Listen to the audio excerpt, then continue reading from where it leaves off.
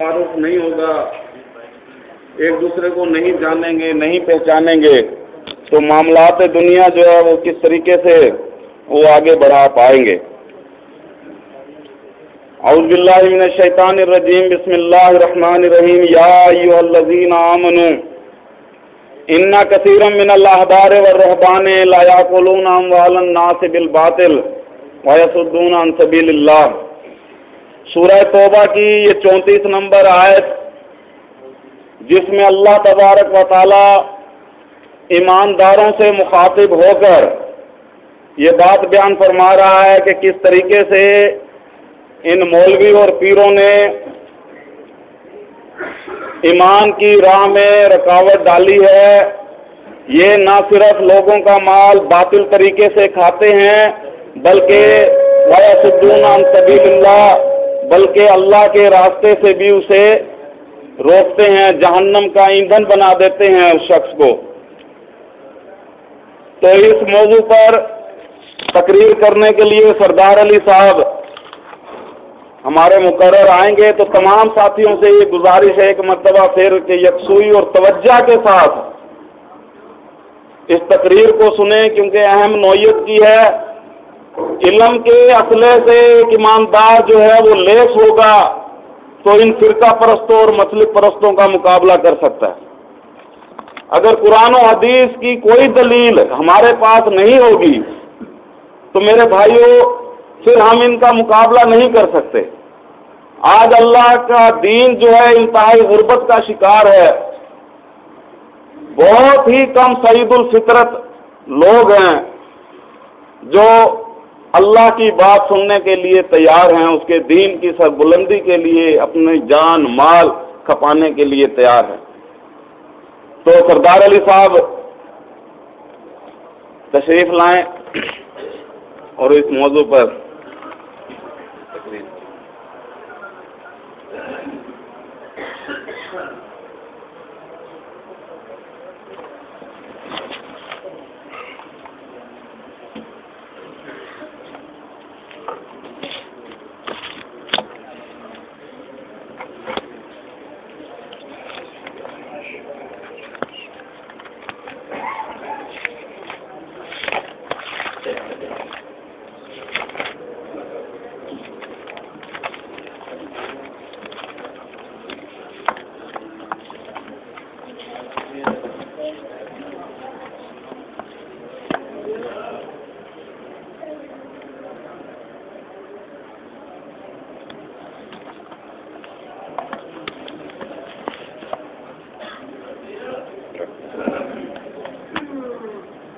اعوذ باللہ من الشیطان الرجیم، بسم اللہ الرحمن الرحیم،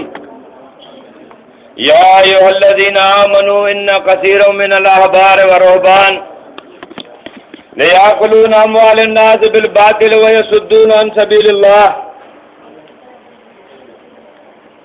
میرے بھائیو، آج یہ امت مسلمہ کہلانے والوں پر ہر طرف سے مار پڑ رہی ہے۔ حالانکہ اللہ تبارک و تعالیٰ نے تو وعدہ کیا تھا کہ جو ایمان والے ہیں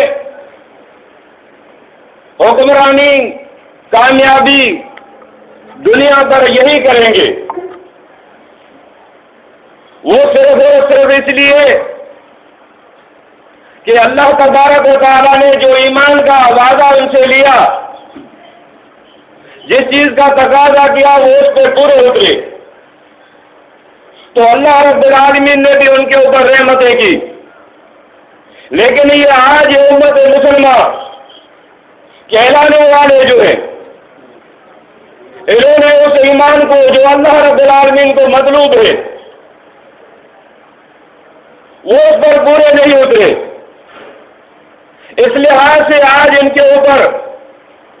ہر طرف سے ان کو مار پڑ رہی ہے اور کوئی راہ نہیں ہے۔ انہوں نے اسی طرح سے اللہ کی کتاب کو پشے پش ڈال دیا جس طرح سے پہلی قوموں نے ڈال دیا تھا۔ تو اللہ رب العالمین سورہ مائدہ میں بیان فرماتا ہے کیا تمہیں اللہ کے انجام کے لحاظ سے بدترین لوگوں کی خبر نہ دوں؟ وہ بدترین لوگ جن پر اللہ رب العالمین نے لعنت کی اور جن پر اس کا غضب یعنی عذاب نازل ہوا، پھر ان میں سے بعض کو اللہ رب العالمین نے بندر اور بعض کو سور بنا دیا۔ یہ وہی لوگ تھے جنہوں نے طاغوت کی بندگی کی۔ ایسے ہی لوگ ہر درجہ بدتر اور سیدھے راہ سے بہت ہی دور بھٹکے ہوئے ہوتے ہیں۔ آج یہ نام نہاد مسلمان قبر اور مزار و آستانوں سے فیض حاصل کرنے میں لگا ہوا ہے۔ یہ زندوں اور مردوں کو سجدے کر اور کروا رہا ہے، ان کے لیے عرس اور میلے کر رہا ہے، اور اللہ کی طرح ان کو داتا دستگیر حاجت روا مشکل کشا مان رہا ہے اور منوانے کی کوشش بھی کر رہا ہے۔ میرے بھائیوں، یہ قوم کس طرح سے کامیاب ہو سکتی ہے؟ ذرا غور تو کرو، یہ جو سارے کام ہو رہے ہیں ان کاموں کو کرانے کا کیا اللہ رب العالمین نے حکم دیا یا اللہ کے رسول صلی اللہ علیہ وسلم نے حکم دیا تھا؟ یہ سارے کام جو ہو رہے ہیں آخر ان کی سربراہی کس کے اوپر جاتی ہے؟ یہ نام نہاد علماء دین، پیر اور مولوی، جس کو اللہ رب العالمین اپنی کتاب میں احبار و رہبان کے نام سے یاد کرتا ہے، یہ ساری ذمہ داری انہی کے اوپر جاتی ہے۔ آج ان کی رگوں میں حلول وحدت الوجود، وحدت الشہود ان کی رگوں میں خون کی طرح دوڑ رہا ہے۔ قرآن و حدیث کے مقابلے پر یہ اتحادی دین کیسے وجود میں لایا گیا؟ ذرا تاریخ کے اوراق پر جمی ہوئی گرد کو ہٹاتے ہیں اور دیکھتے ہیں کہ اس تہخانے کے خاک افشانے کی کہ کس طرح سے اس احبار و رہبان نے دین حق کو بدلنے کی کوشش کی ہے۔ یہ پیر اور مولوی خود جو لوگوں کا مال باطل طریقے سے کھاتا ہے، لیکن اللہ کی کتاب کہتی ہے کہ اللہ رب العالمین تمہیں حکم دیتا ہے کہ لوگوں کا مال ناحق طریقے سے نہ کھاؤ، لیکن یہ خود بھی کھاتا ہے اور دوسروں کو بھی ترغیب دیتا ہے۔ اللہ رب العالمین سورہ بقرہ میں بیان فرمائے کہ وَلَا تَأْكُلُوا أَمْوَالَكُمْ بَيْنَكُمْ بِالْبَاطِلِ وَتُدْلُوا بِهَا إِلَّا الْحُكَامَ لِتَأْكُلُوا فَرِيقًا مِنْ أَمْوَالِ النَّاسِ بِالْإِثْمِ وَأَنْتُمْ تَعْلَمُونَ کہ اللہ رب العالمین بیان فرمائے اور یہ ایک دوسرے کا مال ناحق نہ کھاؤ اور نہ اس کو رشوت کے طور پر حاکموں کے پاس پہنچاؤ تاکہ لوگوں کا مال کچھ حصہ ناجائز طور پر کھا جاؤ اور تم جانتے بھی ہو۔ تو اللہ کی کتاب نے تو یہ بات بیان فرما دی، لیکن دیکھیں کہ یہ اہل حدیث حضرات جو بڑے توحید کے چیمپئن بنے ہوئے ہیں، ان کی کتاب ہے کرامات اہل حدیث، کیونکہ سب لوگوں نے کرامات لکھی ہے تو انہوں نے کہا کہ ہم کیوں پیچھے رہ جائیں۔ یہ عبدالمجید چودھری صاحب ہیں جو ان کے بڑے عالم ہیں، وہ لکھتے ہیں کہ فضل الدین نمبردار سکرا گجرانوالہ کا بیان ہے، وہ کہتے ہیں کہ میں نے ایک ساہوکار سے 1200 روپے لیے تھے اور حضرت کو کہا کہ ذرا میرے لیے مہربانی کریں کہ دعا کرے کہ میں اس کا قرض اتار دوں، قریب ہے کہ یہ مجھے بہت ہی تنگ کر رہا ہے اور میری بےعزتی کرنے والا ہے۔ تو وہ کہتے ہیں کہ آپ اس طرح کریں کہ 4 آدمی لے کر جائیں اور جا کر اس کے ساتھ حساب کتاب کریں۔ وہ گئے اور جا کر اس کے ساتھ حساب کتاب کیا اور اس کے بعد وہ لکھتے ہیں کہ جب وہی کھاتا لایا گیا تو اس میں لکھا ہوا تھا کہ فلاں تاریخ اتنی گندم اور اتنا تمباکو کا کاغذ، برابر حساب کیا گیا تو وہی 22 روپے جو مولوی صاحب نے کہا تھا وہی نکلے۔ وہ کہتا ہے کہ ساہوکار بھی پریشان تھا اور فضل الدین بھی پریشان تھا کہ یہ میں نے چیزیں تو اس کو دی نہیں ہے تو یہ کہاں سے وہی کھاتے میں آ گئی۔ تو خود تو یہ حرام کھاتا ہے لیکن دوسروں کو بھی ترغیب دیتا ہے کہ اس طرح سے تم بھی مال کھاؤ۔ تو یہ حرام خور خود بھی مال کھاتا ہے، دوسروں کو بھی جو ہے کھلانے کی کوشش کرتا ہے۔ آج اس امت کو یہ عقیدہ دیا گیا کہ یہ جو کائنات ہے اللہ رب العالمین نے نبی محمد صلی اللہ علیہ وسلم کے لیے بنائی ہے، اگر یہ نہ ہوتے تو یہ کائنات نہ ہوتی۔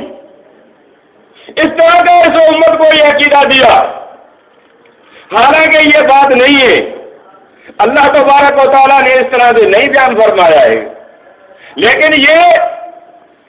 ہر جگہ پر اس طرح سے کرتے رہتے ہیں کہ دین میں تبدیلی کر کے لوگوں کو اللہ کے راہ سے روکتے ہیں۔ اور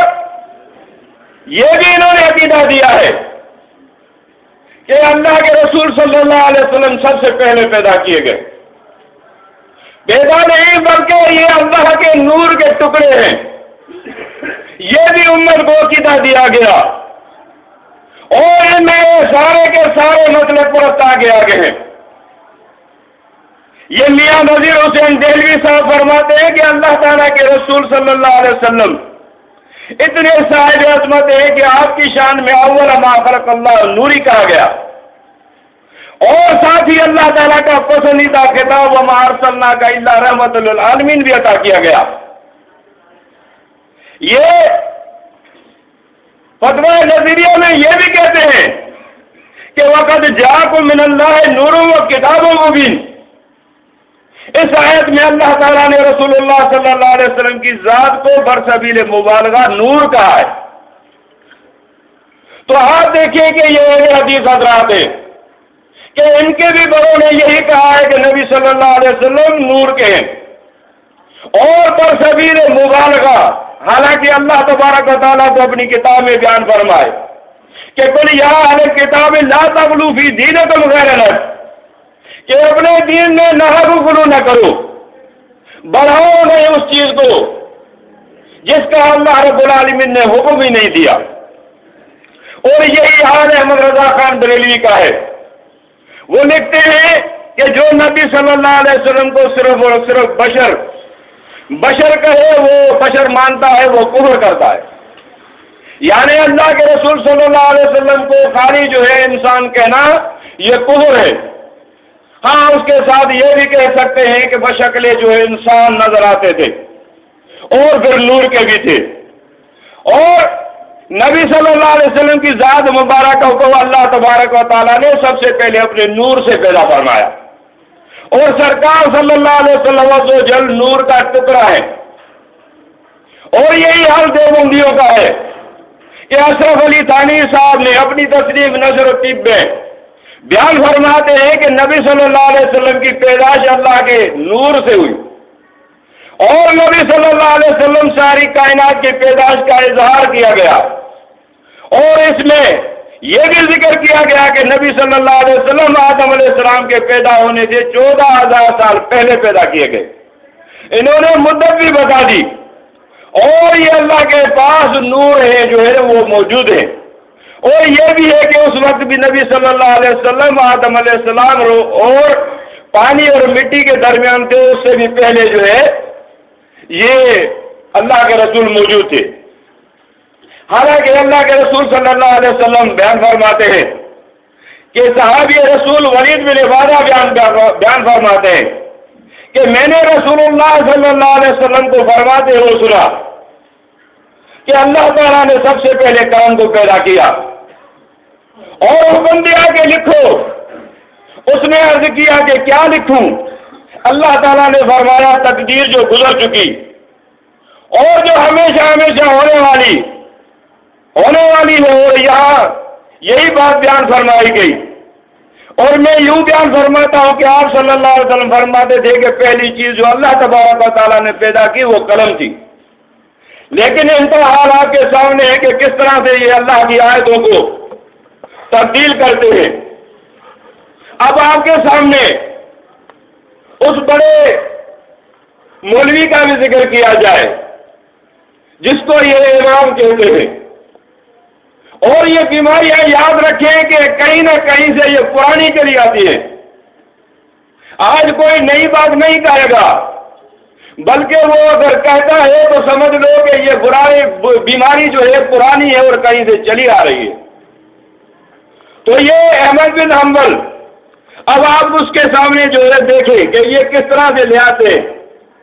کہتے ہیں ابو بکر خلال کہتا ہے کہ ابو الفضل نے بیان کیا کہ میں نے ابو عبداللہ یعنی احمد بن حنبل سے حدیث اسرا کا تذکرہ کیا، تو انہوں نے حدیث اسرا پڑھی۔ ابو الفضل نے بتایا کہ امام احمد نے کہا کہ اول النبیین کا مطلب ہے کہ سب سے پہلے نبی کو پیدا کیا گیا، اور انہی سے شروعات ہوئی۔ واضح رہے کہ یہ ابو بکر خلال وہ آدمی ہے جس نے فقہ حنبلی لکھی، اور اس شخص نے احمد بن حنبل کے تقریباً تمام شاگردوں سے کسب فیض حاصل کیا ہے، چاہے ابن تیمیہ ہو یا جو بھی مشہور حنبلی ہے۔ انہوں نے ساری ان کی کتاب جس کا نام الجامعہ ہے اس سے ان کا استفادہ کیا، اور یہ تقریباً 25 سے 30 جلدوں میں ہے، اور اس کی پیدائش 228 اور جبکہ اس کی وفات جو ہے 311 ہجری ہے۔ احمد بن حنبل کے ایک اور شاگرد جس کا نام حرب بن اسماعیل الکرمانی ہے، انہوں نے احمد بن حنبل سے کئی سال تک قصب فیض کیا۔ بیان کرتے ہیں کہ ہمیں ابن اسحاق نے حدیث میسرہ کے بارے میں کہا، اے اللہ کے رسول آپ کب سے نبی ہیں؟ رسول اللہ صلی اللہ علیہ وسلم نے فرمایا جب آدم علیہ السلام روح اور جسم کے درمیان تھے۔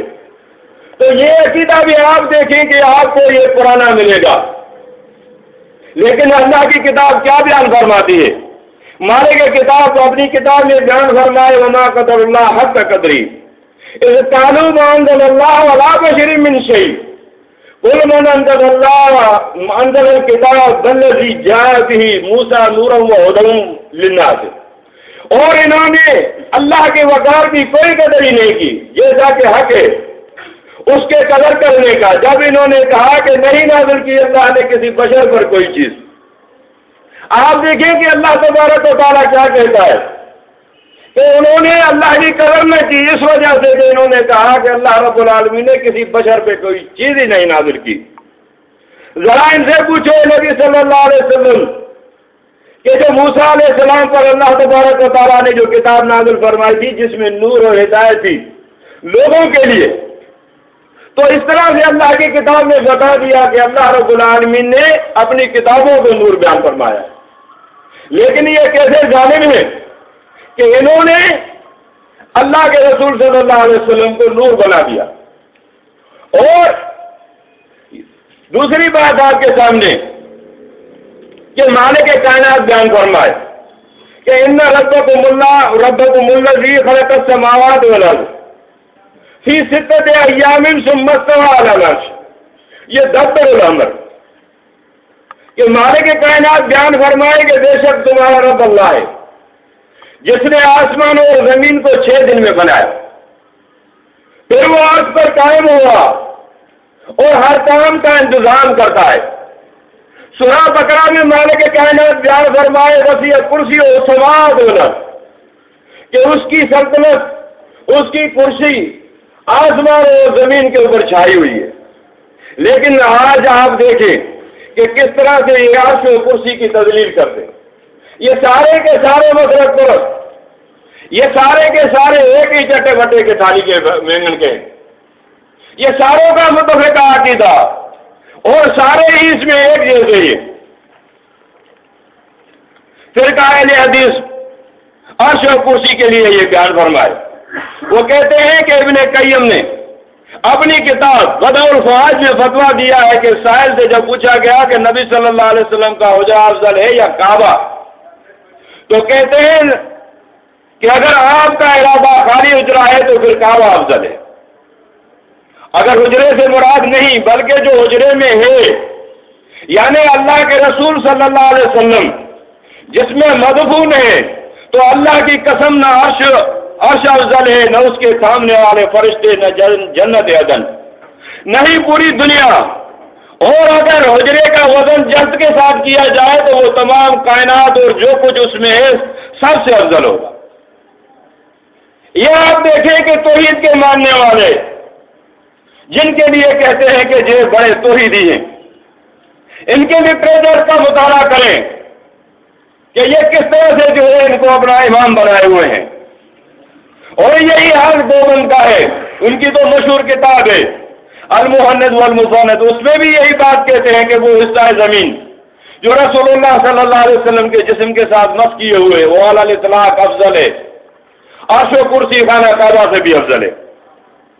احمد رضا خان بریلوی بھی فتویٰ دیتا ہے فتویٰ رضیہ میں، کہتے ہیں کہ وہ حصہ زمین جو کہ جسم انور سے متصل ہے یعنی جڑا ہوا ہے، کعبہ معظم عرش و کرسی سے بھی افضل ہے. تو دیکھیں میرے بھائیوں کہ یہ کس طرح سے انہوں نے اللہ کے عرش کی تذلیل کی ہے. ایسی باتیں کرنے کی ضرورت ہی کیا ہے، ایسا بتانے کا ضرور کیا ہے. لیکن کیا ہے معاملہ کہ جب بھی کسی مولوی سے آپ سوال کریں گے چاہے اس کو معلوم نہ بھی ہوگا وہ اس کا الٹا سیدھا جواب ضرور دے گا، کیونکہ جو اس کے اوپر روب ہے لوگوں کے اوپر وہ طاری رہے. کوئی یہ نہ کہہ سکے کہ جی اس کو حضرت کو تو اس معاملے کا پتہ نہیں تھا. اور عبداللہ بن احمد کہتے ہیں کہ عباس العنبری کو اپنے ہاتھ سے لکھا کہ بے شک اللہ کے رسول صلی اللہ علیہ وسلم قیامت کے دن رب کی کرسی پر اس کے ہاتھوں کے درمیان بیٹھے ہوں گے. جس پر ابو مسعود الجریری نے کہا کہ اللہ کے ساتھ اس کی کرسی پر ہوں گے، جواب دیا جی ہاں اس کے ساتھ ہوں گے. حالانکہ امام بخاری نے تاریخ الکبیر میں ابو مسعود الجریری کو ضعیف قرار دیا ہے، اور کسی ضعیف کا قول بیان کر کے ایمان کا جنازہ نکالنے کی ضرورت ہی نہیں کہ ایسے ضعیف آدمی کا قول جو ہے نا بیان کیا جائے وہ بھی ایمان کے متعلق. تو اس طرح سے آپ دیکھیں کہ یہ لوگ ہیں کہ انہوں نے اللہ اور اس کے رسول صلی اللہ علیہ وسلم کے احکام کے سراسر خلاف کیا ہے. اور اللہ کے رسول صلی اللہ علیہ وسلم کے لیے جو خاص آیت آئی اس کی جو ہے کس طرح سے یہ من مانی تعویلیں کرتے ہیں، کس طرح سے یہ اپنا ادب و احترام نکالتے ہیں. اللہ تبارک و تعالی بیان فرماتا ہے کہ یا ایھا الذین آمنوا لا ترفعوا اصواتکم فوق صوت النبی ولا تجهروا له بالقول كجهر بعضكم لبعض ان تحبط اعمالكم وانتم لا تشعرون. اللہ رب العالمین صاف صاف بیان فرماتا ہے کہ اے ایمان والو اپنی آواز نبی صلی اللہ علیہ وسلم کی آواز سے بلند نہ کیا کرو. اور رسول اللہ صلی اللہ علیہ وسلم سے جب بات کرتے ہو تو اپنی آوازوں کو پست رکھو، اور تم ایک دوسرے سے جس طرح سے بات کرتے ہو اس طرح سے بات نہ کرو، کہیں ایسا نہ ہو کہ تمہارے اعمال برباد ہو جائیں اور تمہیں معلوم بھی نہ ہو. آپ دیکھیں کہ اس میں ادب سکھایا جا رہا ہے نبی سے بات کرنے کا، اور اس میں صاف واضح ہے کہ جو بھی اللہ کے رسول صلی اللہ علیہ وسلم سے اس طرح سے بات کرے گا تو اس کے اعمال اللہ ضائع کر دے گا. لیکن ان آیات کو آپ دیکھیں کہ یہ مسلک پرست کس طرح سے اپنے ادب و احترام میں لاتے ہیں. اس آیت کو جو خاص اللہ کے رسول محمد صلی اللہ علیہ وسلم کا ادب و احترام بتاتی ہے، اس سے اپنے پیر و مرشد شیخ اور رہبر کی تعظیم و تکریم ادب کا جہاز پیش کرتے ہیں. اس میں سب سے پہلے فہرست آپ کو میں بتاؤں کہ دیوبندی حضرات، ان کا پیر ذوالفقار احمد نقشبندی اپنی کتاب رہ سلامت میں لکھتے ہیں کہ ان آیات میں لوگوں کو بارگاہ رسالت کے کچھ آداب سکھائے گئے ہیں. ان آداب کا اطلاق ان سالکین پر بھی ہوتا ہے جو کسی شیخ سے بیعت ہوں اور ان سے تربیت لے رہے ہوں. شیخ کی حیثیت سالکین کے لیے وہی ہوگی جو حضور صلی اللہ علیہ وسلم کے صحابہ کرام کے لیے تھی. اس آیت سے آداب شیخ کی اہمیت کا بھی اندازہ ہوتا ہے اور بے ادبی کا وبال بھی سمجھ میں آتا ہے. آپ دیکھیں کہ کس طرح سے اس آیات کو اپنے پیروں کے لیے اس نے اپنے مرشد کے لیے اس آیت کو لے آیا ہے. اور یہی حال جو ہے ان بریلویوں کا ہے کہ فیض محمد اویسی صاحب اپنی کتاب آداب المرشد ادب نمبر 10 میں لکھتے ہیں، اس کی تفسیر کرتے ہوئے کہ اس آیت سے یہ بھی پتہ چلتا ہے کہ حضور سے آواز بلند نہ کیا جائے، شیخ کے حضور میں آواز بلند نہ کرے، کیونکہ بزرگوں کے حضور میں آواز بلند کرنا بھی ترک ادب ہے۔ اور الیاس قادری جس کو باپو کہتے ہیں، یہ پہلے جھاڑو مارنے والا باپو تھا، اب تو بہت بڑا باپو بن گیا ہے۔ انہوں نے تو یہاں تک لکھ دیا کہ اگر کوئی نوجوان کسی بزرگ کے آگے سے چلتا تھا تو اللہ تبارک و تعالیٰ اس کو زمین میں دھسا دیتا تھا۔ نعوذ باللہ کہ اللہ ایسا ظالم ہے کہ کسی انسان کو اس طرح سے آگے چلنے سے اس کو زمین میں دھسا دے۔ جو اللہ رب العالمین کو نہیں مانتا اس کو بھی اللہ رب العالمین نہیں زمین میں دھسا رہا، اگر دھساتا ہے تو ان میں سے بھی کچھ بچا لیتا ہے تاکہ لوگ جو ہے اللہ کی طرف پلٹ آئیں۔ تو یہ کتنے جھوٹے لوگ ہیں جنہوں نے اس طرح کی باتیں گھڑی ہیں۔ جب ہم اس آیت کی تحقیق میں گئے کہ دراصل یہ بیماری اس امت کو لگی کہاں سے، پتا چلا کہ اس بات کے پیچھے بھی اس امت میں عقیدہ داؤد روح حیات الانبیاء بالقبور کی سند فراہم کرنے والے امام احمد حنبل کی جو ہے یہ کارستانیاں ہیں۔ یہ وہی صاحب ہیں، یہ خالی یہ نہیں ہے کہ اس نے یہ کہا ہے کہ یہ جسموں میں روح لوٹاتی ہے، اس کا مطالعہ کیا جائے، ان کے جو ہے شاگردوں کا مطالعہ کیا جائے، ان عملی عقائد کا مطالعہ کیا جائے تو پتہ چلتا ہے کہ یہ خالی یہ عقیدہ نہیں رکھتے کہ جسم میں روح لوٹائی جاتی ہے، بلکہ اور بھی چیزیں ہیں۔ تو کہتے ہیں کہ ہمیں محمد بن ابو ہارون نے خبر دی، وہ کہتے ہیں کہ ہمیں عبید اللہ بن یزید المنادی سے سنا، وہ بیان کرتے ہیں کہ میں احمد بن حنبل کے پاس تھا تو وہاں احمد بن ابراہیم موسلی اپنے بیٹے کے ساتھ آئے جو کہ حدیث بیان کرنے والوں میں سے تھے۔ انہوں نے اپنے بیٹے کی جیب سے ایک کتاب نکال کر احمد بن حنبل کو دی۔ اس کتاب کو دیکھتے ہی احمد بن حنبل کا رنگ بدل گیا، کیونکہ اس کے ابواب میں صحابہ پر تنقید تھی۔ پھر احمد بن حنبل نے قرآن کی آیت، یہی آیت قرآن کی کہ یا ایھا الذین آمنوا لا ترفعوا اصواتکم فوق صوت النبی پڑھی، اور کہا کہ اس طرح سے بیان کرنے والوں کو خوف نہیں آتا کہ اس کے اعمال ضائع ہو جائے اور اس کو خبر بھی نہ ہو۔ آپ دیکھیں کہ اس آیت کو صحابہ کرام کے فضیلت میں انہوں نے بیان کیا اور ایک راہ نکالی عام کرنے کی۔ جب یہ عام ہو گئی تو پھر یہ کیوں نہ یہ ادب و احترام کے لیے پیر اور مرشد اپنے لیے جو ہے یہ کہتے پھرتے ہیں۔ اس طرح سے یہ احمد حنبل نے آیت جو اللہ کے رسول صلی اللہ علیہ وسلم کے لیے خاص تھی اس کو یہ انہوں نے بیان کیا، اور فرقہ دعوت القرآن کے امیر نے بھی اس آیت کو اپنے ادب و احترام میں پڑھا، اور جب موصوف کی پکڑ کی گئی تھی تو اس وقت عمارت کو بچانے کے لیے اس نے توبہ کر لی، لیکن اس کے امیر کے علاوہ جو اس کے ہمنوا ہے، خود امیر تو یہ کہتا ہے کہ اس سے ادب احترام نکلتا ہے امیر کا، لیکن اس کے جو ہمنوا ہیں یہاں تک کہا گئے، انہوں نے کہا اس آیت سے ہندو کا بھی ادب نکلتا ہے، یہاں تک یہ بات ہے، اور یہ کافی ساتھیوں کو معلوم بھی ہے۔ تو میں یہاں جملہ مترجہ کے طور پر ایک اور بات بھی رکھنا چاہتا ہوں کہ ہر بد عقیدگی کی برحال جڑ جو ہے وہ پرانی ہوتی ہے۔ جس طرح سے آپ دیکھیں کہ نوح علیہ السلام کی قوم میں پنجتن کا عقیدہ پایا جاتا تھا، اور آج نبی صلی اللہ علیہ وسلم کی امت میں بھی یہ عقیدہ ہے۔ تو یہ بیماریاں پرانی ہیں، بولنے والے نئے نئے آ جاتے ہیں۔ تو اس طرح سے آج یہ فرقہ دعوت القرآن کے جو امیر ہیں،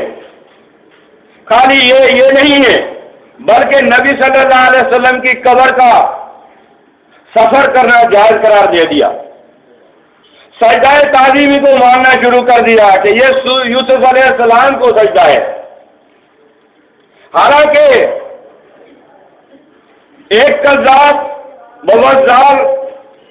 یہ تمثیل الہی کے قائل شیخ کی ایجاد ہے، جس کا نام مقاصد من سلیمان متوفی 150 ہجری ہے۔ یہ شخص نے اسلامی تاریخ کا پہلا آدمی ہے جس نے اس کی اللہ کی تمثیل اور یوسف علیہ السلام کے لیے سجدہ تعظیمی کا قائل کہا۔ آج یہ 51 90 والے بھی جو ہے چند افراد اسی چیز کے حامل ہو گئے ہیں کہ یہ سجدہ اصل میں یوسف علیہ السلام کو ہے، کیونکہ یہ یوسف علیہ السلام واصل بحق ہیں، لہذا اللہ تعالیٰ کے لیے یوسف علیہ السلام کی تفصیل مانی جا سکتی ہے۔ لیکن اگر اس بات پر اصرار کیا جائے کہ نہیں 11 بھائیوں اور والدین نے اللہ کو سجدہ کیا اور یہی خواب والی شکل ہے، تو سوال یہ پیدا ہوتا ہے کہ کیا یوسف علیہ السلام نے خواب میں جسے دیکھا تھا وہ در حقیقت اللہ تھا؟ وَاتَّقُوا اللَّهَ صفحہ نمبر 45۔ آگے موضوع بیان فرماتے ہیں کہ صرف یوسف علیہ السلام کے ہونے والے سجدے کو نہ دیکھیں، بلکہ آدم علیہ السلام کے ہونے والے سجدے کو بھی دیکھیں، کہ اس تناظر میں دیکھیں، ورنہ دوسری صورت میں یہ اللہ پر بہتان ہوگا۔ یوسف علیہ السلام کو ہونے والے سجدے کا انکار کرنے کا صاف مطلب یہ ہے کہ آدم علیہ السلام کے ہونے والے سجدے کا بھی انکار کر دیا جائے گا۔ یہ دونوں میں انتہائی مماثلت پائی جاتی ہے، بلکہ دونوں ہی ایک چیز ہے۔ آپ دیکھیں کہ یہ الفاظ کہاں سے آئے، یہ الفاظ جو ہے یہ تبری ہے، اس کے الفاظ ہیں جو شیعہ تھا جس نے آدم علیہ السلام کے سجدے کو آ کر ملایا ہے، یہ وہی الفاظ انہوں نے کہے ہیں۔ تو اس طرح سے ان لوگوں کا حال ہے کہ جب اللہ کی راہ کو لوگ چھوڑتے ہیں تو پھر ان کے پیچھے شیطان لگ جاتا ہے۔ یوں آپ کو احمد بن حنبل اور مقاصد بن سلیمان کے کشکول کے کھوٹے سکے رفاع عام سوسائٹی اور 51 سی لانڈی میں چلتے پھرتے نظر آ جائیں گے۔ تو ایسے ہی لوگوں کے لیے مالک کائنات اپنی کتاب میں بیان فرماتا ہے، اتبعوا ما انزل الیکم من ربکم ولا تتبعوا من دونہ اولیاء قلیلا ما تذکرون۔ اے ایمان والو، جو کچھ تمہارے طرف تمہارے رب کی طرف سے نازل کیا گیا ہے اس کی پیروی کرو،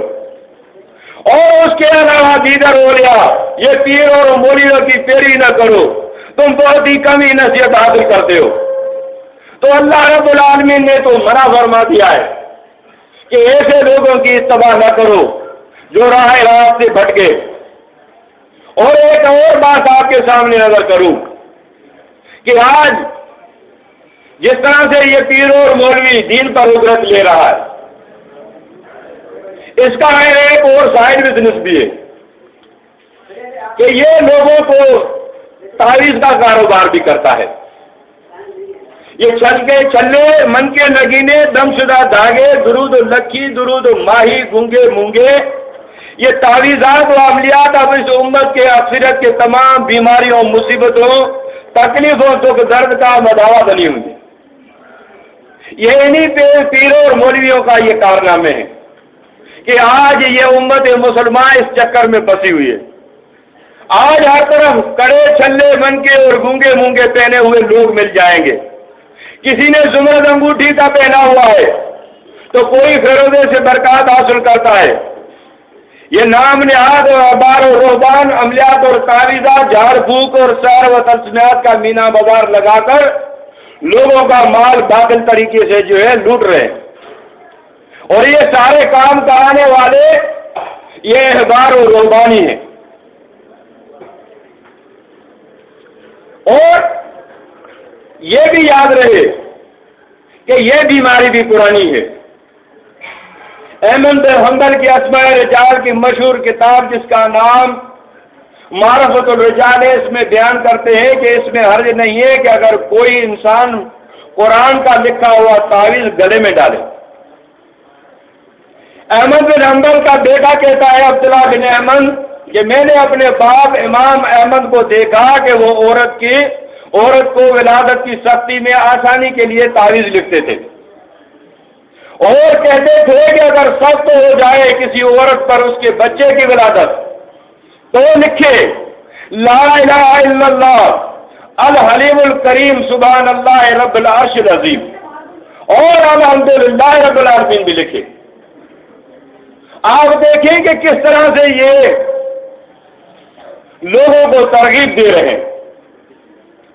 اور کس طرح سے لوگوں کا مال کھا رہے ہیں، اور کہا کرتے تھے کہ یہ سب لکھا جائے کسی پاک برتن میں اور پی لیا جائے۔ عبداللہ بن احمد یہ بھی کہتے ہیں کہ ان کے والد نے یہ بھی نصیحت کی کہ وکی نے اضافہ کیا ہے کہ عورت پی لے اس کو اور چھڑک لے اس پانی کو ناک کے نچلے سے بھی۔ اور ان کے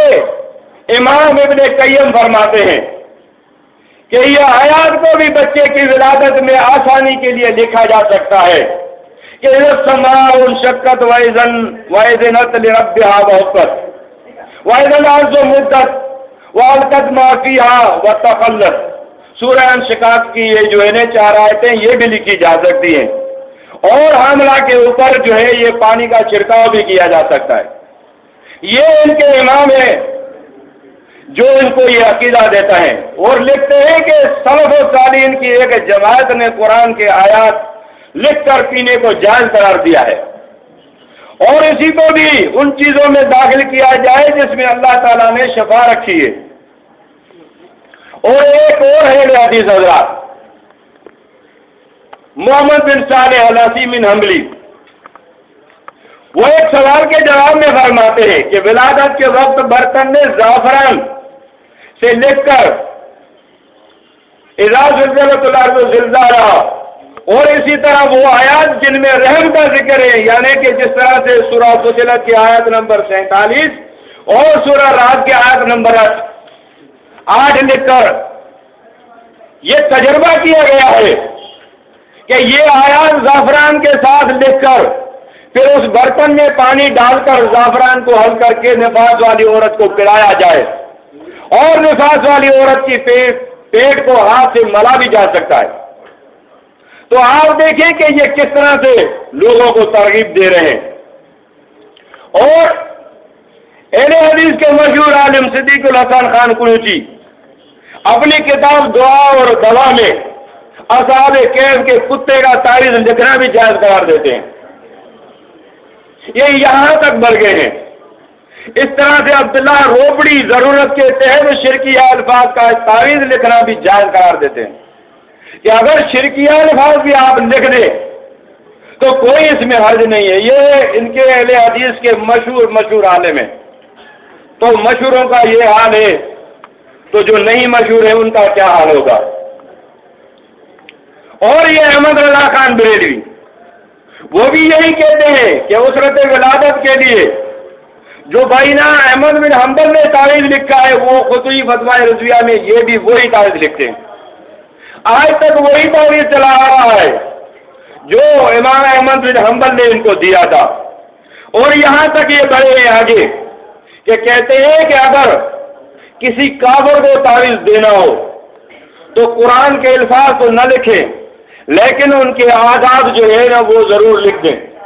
تو اس میں کوئی حرج نہیں ہے۔ جس طرح سے انہوں نے بسم اللہ الرحمن الرحیم کو 786 لکھ دیا،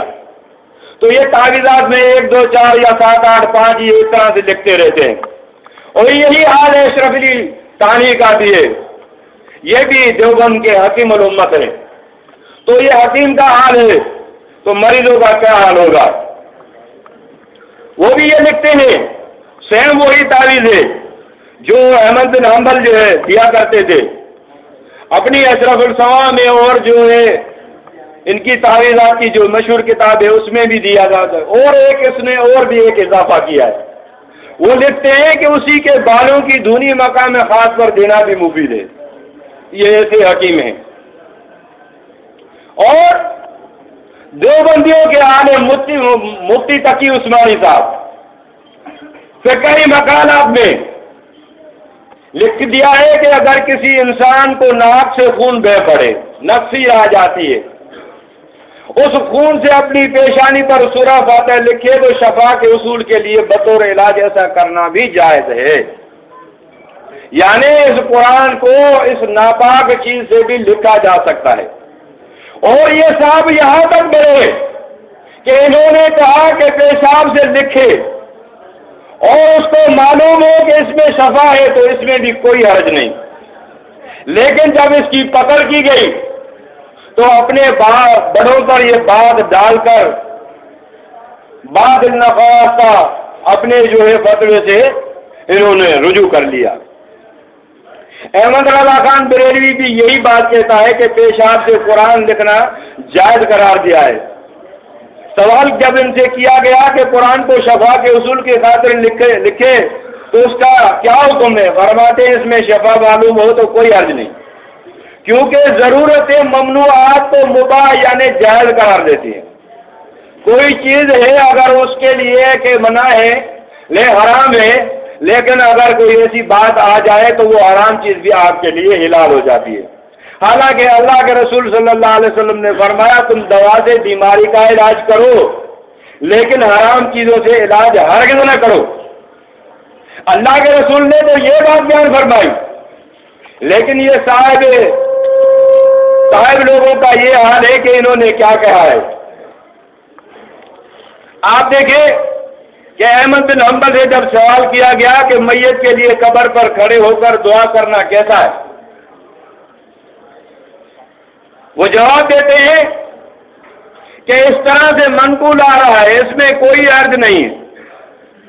مسائل احمد بن حنبل بے روایت اسحاق بن منصور فتاوی نمبر 828، فقہ عملی کی مشہور کتاب المغنی میں بھی یہ فتویٰ موجود ہے۔ اور اسی فرقے کے ایک فقہ کی اور مشہور کتاب الفروغ میں بھی یہ فتویٰ یوں بیان ہوا ہے کہ دفن کے بعد قبر پر دعا کرنا مستحب ہے، اور یہ نصوص سے ثابت ہے۔ امام احمد اور ان کے شاگرد اور اس کے استادہ کا یہی طریقہ کار تھا۔ اور احمد بن حنبل کے ایک شاگرد اور ہم عصر جس کا نام اسحاق بن منصور المروزی ہے، متوفی 251 ہجری نے احمد بن حنبل کے فتاوی مرتب کیے ہیں،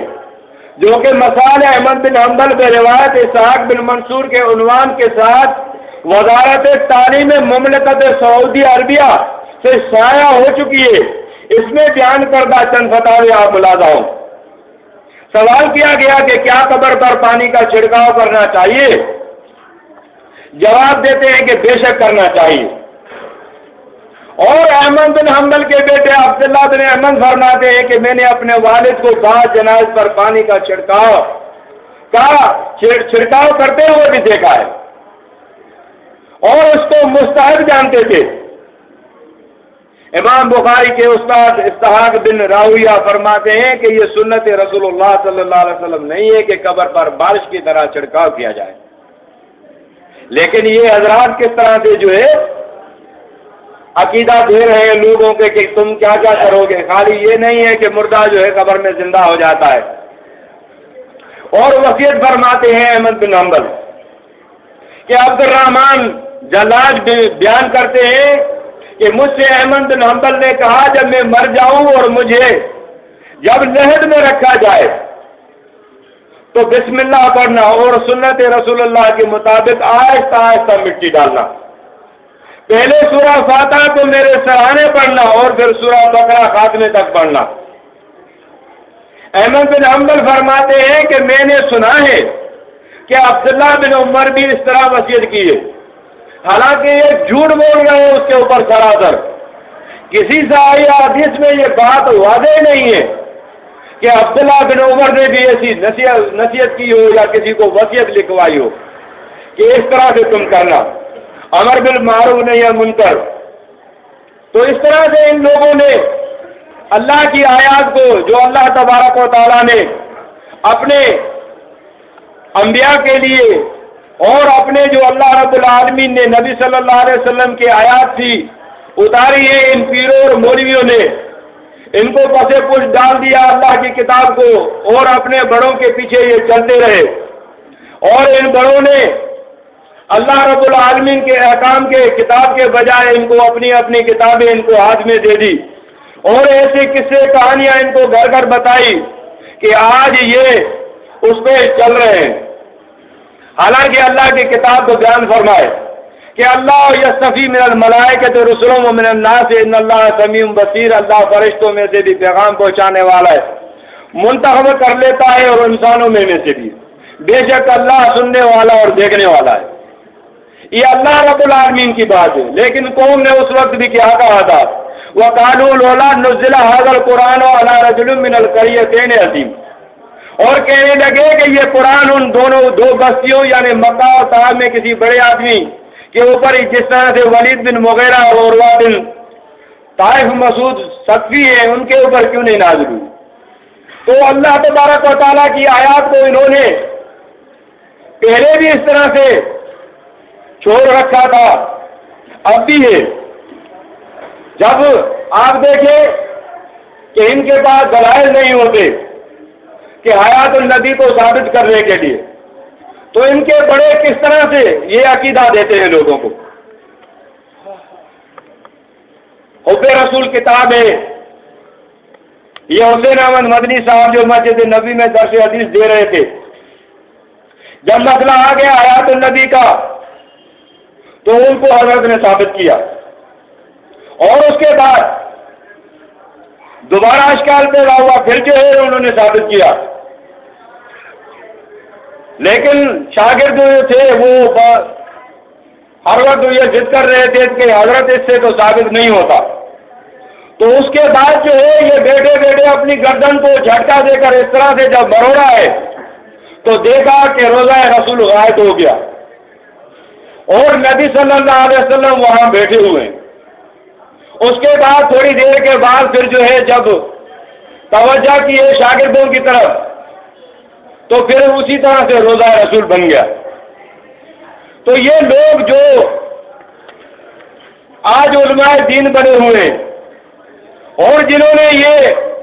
کرامتیں لکھ کر ان کو اولیاء اللہ بنایا ہے، یہ جھوٹی روایتیں لا کر جھوٹے قصے کہہ کر ان لوگوں کو ورگلاتے رہتے ہیں۔ اسی طرح کا ایک اور قصہ آپ کو بتا دوں، ان کی معتبر کتاب ہے،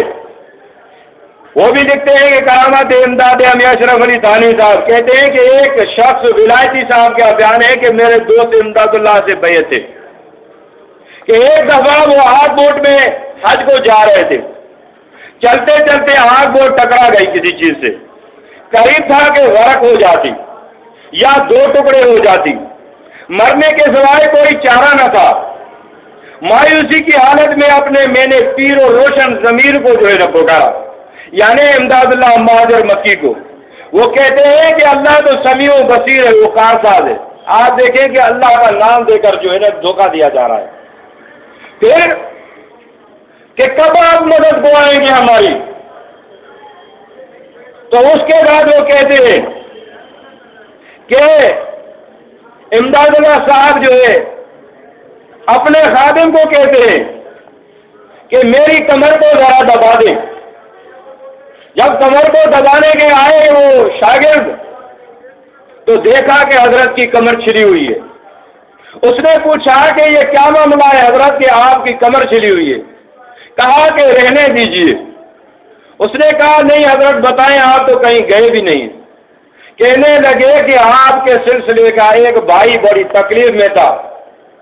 میں نے جا کر اس جہاں آگ بوٹ کو جو ہے پیٹھ لگائی ہے، کمر لگائی ہے، اس کو پار کیا ہے، اس کی وجہ سے یہ کمر جل گئی ہے۔ تو یہ کس طرح کے لوگ ہیں؟ مشرکین مکہ بھی جو خالص جو ہے دیکھتے تھے کہ اب اللہ کے علاوہ کوئی بچانے والا نہیں ہے، اس جہاز کو اس کشتی کو تو صرف اور صرف اپنے مالک کو پکارتے تھے۔ لیکن یہ امت کو یہ کس طرح کے عقیدے دیے جا رہے ہیں کہ ان کا حال آپ کے سامنے ہے۔ ایک اور کرامات اہل حدیث میں سے آپ کو بات بیان کر دوں، ان کے مولوی بڑے بڑے قصے لکھتے ہیں۔ اللہ تبارک و تعالیٰ نے جنوں کو اور انسانوں کو اپنی عبادت کے لیے پیدا کیا ہے اور سوائے اس سے کہ یہ کوئی چیز کر ہی نہیں سکتے، لیکن یہ حضرت کیا لکھتے ہیں ان کے مولوی عبد المنان وزیر آبادی صاحب کہ آپ کے گھر کے پاس تیلیوں کا گھر تھا، حضرت کی شان میں ذرا سی گستاخی ہو گئی، اللہ کے رسول صلی اللہ علیہ وسلم کی گستاخی ہوئی تو کوئی جن نہیں آیا، لیکن ان کے حضرت کی جب ذرا سی انہوں نے گستاخی کی تو جناب ان کے جو جن تھے وہ آگے، اور ان تیلیوں کے جو ہے انہوں نے پولو کو اکھاڑ کر پھینک دیا، مٹکے ان کے گرا دیے، گھروں میں پتھر آنا شروع ہو گئے اور کپڑوں کو آگ لگ جاتی، کوئی جھاڑ پھونک لا کر کوئی لے کے بھی آ جاتے تو اس کو بھی مار پڑتی، وہ بھی بھاگ جاتا۔ تو پھر ان سے کہا گیا کہ بھائی یہ کیا کر رہے ہو، آؤ آ کے جو ہے مولوی صاحب کو راضی کر لو، اگر آپ نے ان کو راضی نہیں کیا تو تم بڑے نقصان میں پڑ جاؤ گے اور تمہاری جان ہی نہیں چھوٹے گی۔ تو اس کے بعد یہ آئے اور آ کر جو ہے حضرت کو جو ہے کہ معافی مانگی، تب ان کی جان چھوٹی۔ تو یہ ہے ان لوگوں کا حال جو اللہ تبارک و تعالیٰ نے ایمان والوں کو ہوشیار کیا ہے کہ ایمان والوں ہوشیار ہو جاؤ۔ ان پیروں اور مولیوں کی اکثریت کا کیا حال ہے کہ یہ تمہارا مال بھی باطل طریقے سے کھاتے ہیں اور اللہ کے راستے سے بھی روکتے ہیں۔ یہ ایمانوں سے اللہ نے کیوں خطاب کیا؟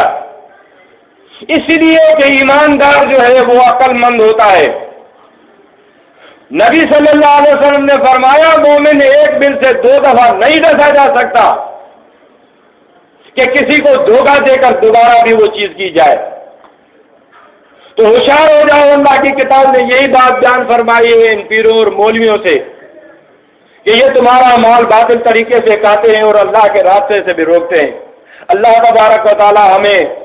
ان احبار اور رہبان کی ان چالاکیوں سے بچائے اور اپنے دین کی سمجھ دے۔ اقول قولی ھذا استغفر اللہ لی ولکم ولسائر المؤمنین۔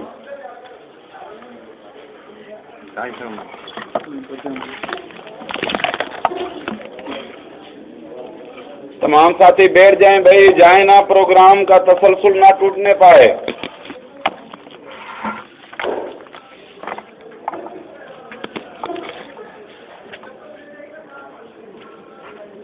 اعوذ باللہ من الشیطان الرجیم، بسم اللہ الرحمن الرحیم۔